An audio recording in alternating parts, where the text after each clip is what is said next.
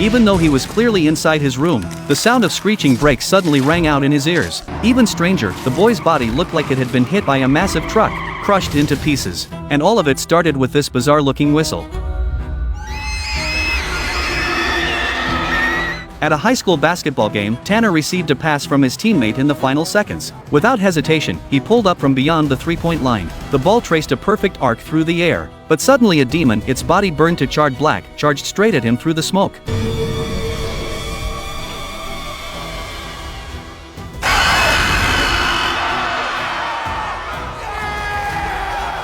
Tanner seemed to realize something. He panicked and ran, sprinting into the locker room, then pulled a black sphere out of his locker. But just then, the footsteps of death were getting closer and closer. See, it's gone. All right. Sure enough, the sound in his ears suddenly stopped. Tanner thought the thing haunting him had finally given up. Exhausted, he turned on the shower, only to realize the liquid running down his body wasn't water, it was burnt black ash. Sensing something was wrong, he slowly turned around.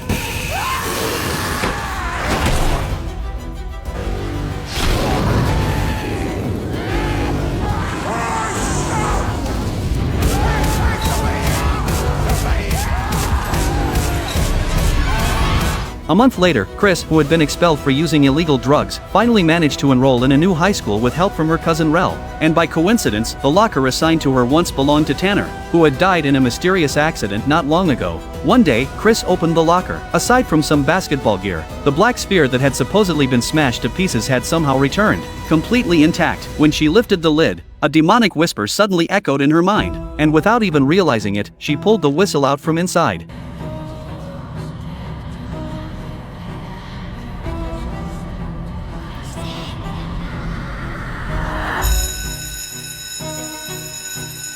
In the classroom, Dean noticed the whistle slip out of Chris's bag and assumed it was some kind of tool for drug users. But Craven, the history teacher, took a closer look and realized it was actually an artifact from the Mayan civilization. Carved into it were several Mayan symbols that meant, "Summon the dead," believing it had real archaeological value. Craven decided to confiscate it, then quickly dismissed the students so he could keep studying it himself. Later, Craven logged onto a second-hand auction site, and it turned out he had long known that these little Mayan artifacts could easily fetch at least 30 grand. But temptation got the better of him, and he couldn't resist ringing the whistle up to his lips.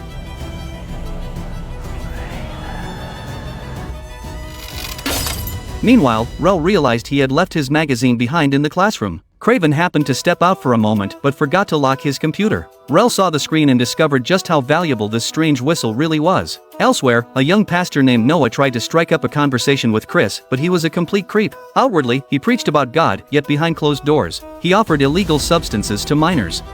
Hey, get the fuck away from me! Hey, go, stop! Rel held onto that grudge and quickly led Chris out of the school. Back in his office, Craven realized the strange whistle was gone. Frustrated, he decided to step out for some fresh air, only to see a twisted, shadowy figure standing in the hallway. I'm afraid the school is closed, sir. You're trespassing.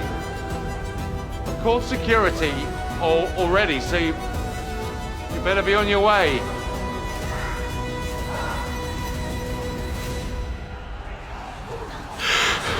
Mr. Craven! Fucking hell! Are you okay? Oh my god.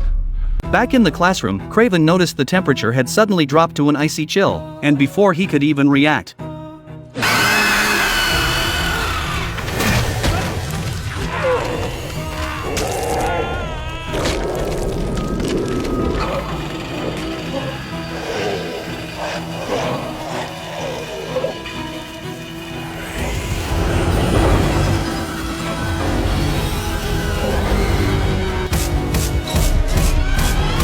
Meanwhile, friends had gathered at Grace's house. Rel pulled out the whistle itself, hoping to impress the girl he had a crush on. Grace was curious too, wondering if the ancient Mayans really could summon the dead. Only Chris was convinced he'd lost his mind and started to turn away. But just then,